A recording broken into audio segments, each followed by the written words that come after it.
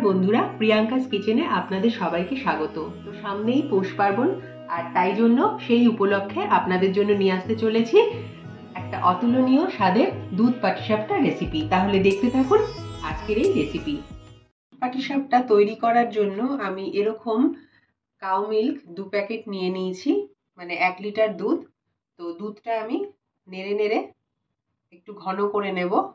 একটা ফুট আসলে তারপরে আমি ফ্লেমটাকে মিডিয়াম টু লোয়ে করে আমি 15-20 মিনিট ধরে দুধটাকে ঘন করব। পাটিসাপটার ব্যাটারটা বানানোর জন্য আমি এখানে একটা মিক্সিং বোল নিয়ে নিয়েছি, আর নিয়ে নিয়েছি 1 কাপ চালের গুঁড়ো।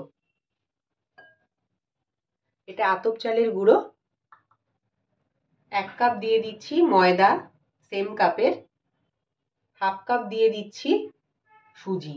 1/2 কাপের সামান্য একটু বেশি বেশি আছে, সেম কাপের কিন্তু। আর 1/2 কাপ দিয়ে দিচ্ছি চিনি। চিনি মানে মিষ্টির স্বাদটা আপনারা নিজেদের স্বাদ অনুযায়ী দেবেন। দিয়ে দিচ্ছি 1 চিমটে নুন। এবার ভালো করে মিক্স করে নেব। মিক্স করা হয়ে গেছে। এবার আমি 1 কাপ দুধ নিয়েছি, আস্তে আস্তে ঢালবো। দুধ আরো লাগবে, আমি আস্তে আস্তে দিচ্ছি, আস্তে আস্তে দেবো আর নাড়াবো যাতে কোনো লাম্প না থাকে। ভালো করে মিক্স করতে হবে।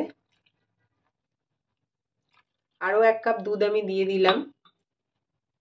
এবার ভালো করে মিক্স করব, তারপরে যদি লাগে আবার দেবো আমি। তো আবার ব্যাটারটা তৈরি করা হয়ে গেছে। এরকম কাপের আমি 3 কাপ কিন্তু দুধ দিয়েছি। দুধ আধ ঘন্টা থেকে 45 মিনিট ঢাকা দিয়ে রেখে দেব, তার মধ্যে সুজিটা ফুলে উঠবে।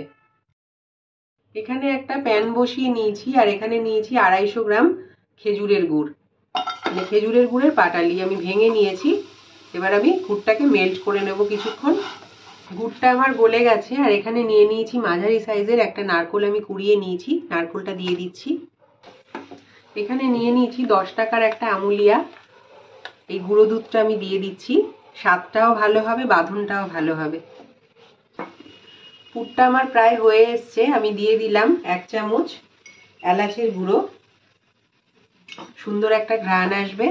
দেখুন পুর আমার প্যান ছাড়তে শুরু করে দিয়েছে। তো গ্যাসের ফ্লেমটাকে এবার আমি অফ করে দিচ্ছি, আর পুরটা আমি একটু ঠান্ডা করে নেব। দুধটা দেখুন আমার কতটা ফুটে ঘন হয়ে গেছে। এবার আমি দিয়ে দেব এর মধ্যে পাটালি। এখানে আমি 200 গ্রাম নিয়েছি। মিষ্টির স্বাদটা আপনারা যার যার বাড়িতে যেরকম খান সেরকম দেবেন। গুড়টা আমার গলে গেছে। 2টো এলাচ থেতো করে আমি দিয়ে দিচ্ছি, একটা সুন্দর ঘ্রাণ বেরোবে। এবার গ্যাসের ফ্লেমটাকে মিডিয়ামে করে আমি আরো 3-4 মিনিট ফুটিয়ে নেব। দেখুন বন্ধুরা, দুধটা আমার ঘন হয়ে গেছে। এবার আমি গ্যাসের ফ্লেমটাকে বন্ধ করে দিচ্ছি, আর চলে যাব নেক্সট পর্বে। এখানে একটা চাটু বসিয়ে নিয়েছি, আর আমি একটু ঘি দিয়ে চাটুটা ব্রাশ করে নেব। আপনারা তেলও দিতে পারেন। আর চাটুটা কিন্তু আমি গরম করে নিয়েছি আগে, ঠিক আছে। এটা আধ ঘন্টা পর আমি যখন ঢাকাটা তুলেছি, আরো 1/2 কাপ দুধ দিয়ে আমি অ্যাডজাস্ট করেছি। দেখুন ব্যাটারটা না বেশি ঘন না বেশি পাতলা, ঠিক আছে, এরকম কিন্তু ব্যাটারটা হবে। তো এবারে আমি পাটিসাপটা তৈরি করে নেব। 1 হাতা দিয়ে দিচ্ছি। চাটুটা আমি নাড়িয়ে এবারে আমি ঢাকা দিয়ে 30 সেকেন্ড রেখে দেবো। ঢাকাটা তুলে নিচ্ছি। এবার পুরটা দিয়ে দেবো।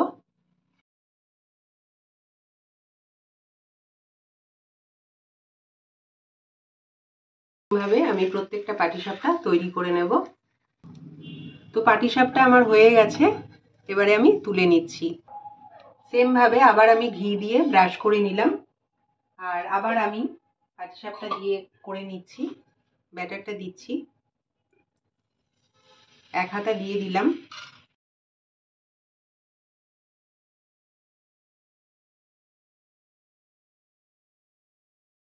তো এরকম ভাবে আমি সব পাটিসাপটা গুলো তৈরি করে নেব। একটা কাচের বোলের মধ্যে আমি নিয়ে নিয়েছি 3টে পাটিসাপটা নিয়েছি। সবগুলো আমি দেখালাম না। তো এবারে আমি যে দুধটা আমি তৈরি করে রেখেছি সেইটা দিয়ে পাটিসাপটা গুলো ভিজিয়ে দেব। তো আমার দুধ দেওয়া হয়ে গেছে পাটিসাপটার মধ্যে।